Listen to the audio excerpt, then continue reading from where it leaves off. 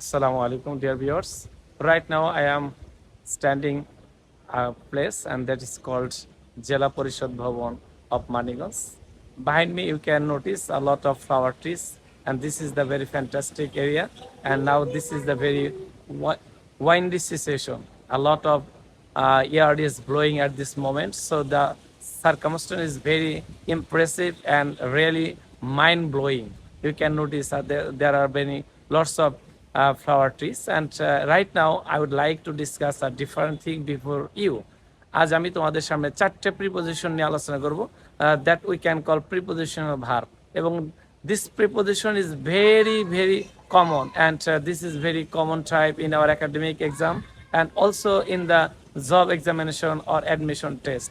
এই চারটে প্রিপোজিশন হচ্ছে, একটা হচ্ছে আমরা made in, made of, made from এবং মেড উইথ। অর্থাৎ কখন আমরা মেড ইন ব্যবহার করব, কখন আমরা মেড ফ্রম, কখন আমরা মেড উইথ এবং কখন আমরা মেড ফ্রম ব্যবহার করব, এই চারটা preposition. So dear viewers, if you watch this video, I think this video will be clear to you when we use in or of or from এবং with.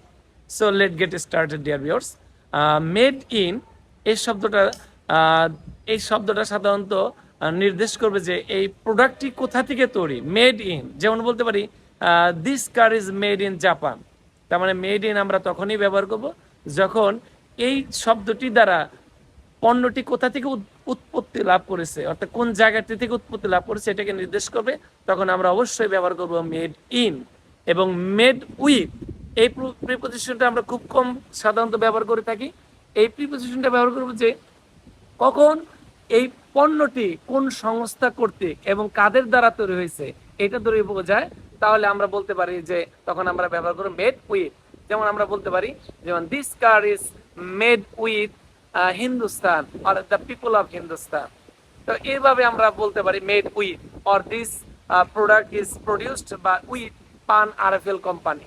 সো উইথ হচ্ছে যখন আমরা ব্যবহার করবো এই শব্দটা জাস্ট এই পণ্যটি, দ্রব্যটি কোন সংস্থা কর্তৃক বা কাদের দ্বারা কর্তৃক তৈরি হয়েছে এমন যদি বোঝায়, তাহলে আমরা অবশ্যই ব্যবহার করব মেড উইথ।